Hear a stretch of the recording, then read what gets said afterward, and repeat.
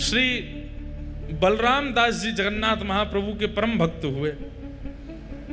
उनको सेवा मिली थी कि जगन्नाथ जी के सामने बैठ के पद गाते थे और जगन्नाथ जी बड़े प्रसन्न होकर के बलराम दास जी को सुनते थे। लेकिन एक दिन उन्होंने देखा कि घुंघरुओं की आवाज आ रही है, वो पद गा रहे हैं और घुंघरू बज रहे हैं। जैसे ही उन्होंने पीछे मुड़ करके देखा तो एक परम सुंदरी उनके उस राग पर नृत्य कर रही थी। बलराम दास जी बोले, कितना अच्छा नाच रही है। अब बलराम दास जी का मन क्या हो गया, अभी तक तो गाते थे कि जगन्नाथ जी रीझ हैं, अब किस लिए गाने लगे, ये रीझे ताकि बढ़िया नाचे और बढ़िया नृत्य करे और बढ़िया। अब तो अगले दिन दोनों की मिली भगत हो गई, बलराम दास जी बैठ करके गाते और वो नृत्य करने आती। तीसरे दिन तो दोनों में चर्चा शुरू हो गई। बलराम दास जी कहते, कल तुम पीले वस्त्र पहन के आना, कल मैं चंदन का भाव गाऊंगा और तुम उस पर नृत्य करना, परसों तुम ये पहन के आना। अब जगन्नाथ जी तो किनारे हो गए। बलराम दास जी का मुख्य उद्देश्य क्या हो गया, मंदिर का आश्रय लेते हैं, जगन्नाथ जी की सन्निधि लेते हैं, पर गाते किसके लिए, कन्या के लिए। जगन्नाथ जी बोले, अच्छा आज तक तो हमको रिझाते थे, अब इनको रिझाने के लिए गा रहे हो। बंधुओं, ये बात मुझ पे भी लागू होती है और अपनी वाणी की सेवा करने वाले हर उस व्यक्ति पर लागू होती है जिसकी वाणी सुन करके हजारों असंख्य लोग भगवत शरणागति लेते हैं। आपकी वाणी का प्रयोग किसी जन के रंजन के लिए नहीं होना चाहिए। ये मुझसे रीझें, वो मुझसे रीझें, वो मुझसे रीझें, नहीं। मैं ऐसी बात कहूं कि मेरी बात सुन के इन सबके चित्त से जगन्नाथ जी रीझें, इन सबके चित्त का भाव ऐसा बने। नहीं तो जो बलराम दास जी के साथ हुआ वो मेरे साथ भी होगा। अब मेरे मन में भाव आ जाए, एक व्यक्ति विशेष के लिए मैं कथा कहने लग जाऊं कि ये रीझना चाहिए, ये रीझेगा तो ये भी कथा कराएगा, ये कथा कराएगा तो इतनी दक्षिणा देगा, उसी समय कथा का भाव नष्ट हो जाएगा, एक व्यक्ति भी परिवर्तित नहीं हो पाएगा।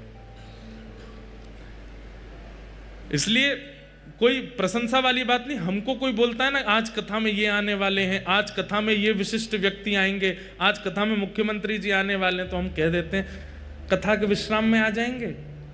क्यों? क्योंकि मध्य में आए और सन्मुख बैठे, कहीं मेरे मन में भाव आ गया कि इनको ये बात समझ में आनी चाहिए, तो कथा उनके लिए हो जाएगी, वो नहीं होना चाहिए। विश्राम में आ जाए। लोक रंजन नहीं, जन रंजन नहीं, हरि रंजन होना चाहिए।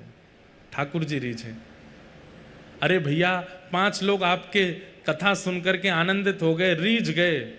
5 लोग कल को आपके बारे में कुछ गलत सुनेंगे तो 5 ही गाली भी देंगे, लेकिन महाप्रभु जगन्नाथ जी एक बार रीझ गए, कल को पूरी दुनिया आपकी विपरीत हो जाएगी, महाप्रभु जगन्नाथ जी भी तब भी आपकी साइड ही लेंगे। बोले मैं या तो रीझो भयो हूं, या को त्याग कैसे कर सकूं।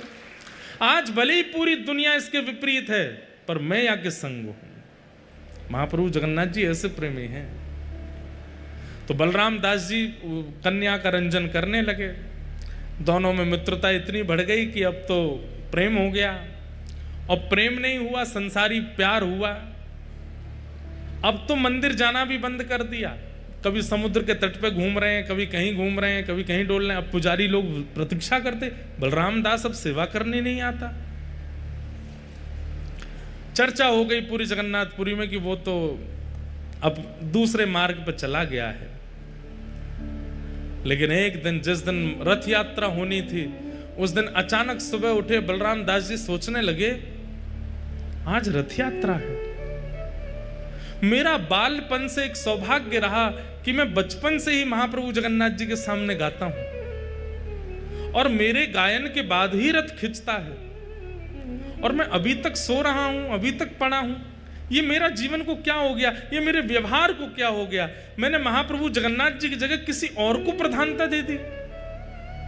और उसी समय मन, ठाकुर जी कहते हैं ना, नमे भक्त्या प्रणश्यति। इस बात को ध्यान रखिएगा।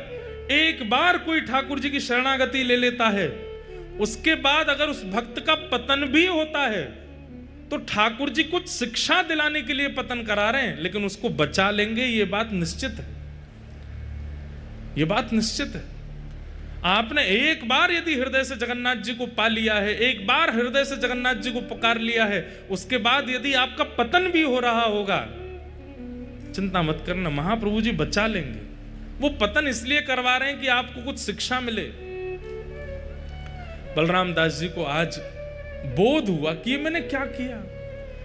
जो राग, जो सेवा, जो गायन, जो स्वर महाप्रभु जी के लिए था, उससे एक जन का रंजन करने लगा मैं। दौड़ करके गए रथ यात्रा के आगे गाने के लिए, लेकिन आज पुजारियों ने उनको बैठने नहीं दिया। बोले कि अरे तुम अपने पद से भ्रष्ट हो चुके हो, तुमको अधिकार नहीं महाप्रभु जी के सामने गाने का, जाओ उसी के सामने गाओ जिसके सामने गाते हो।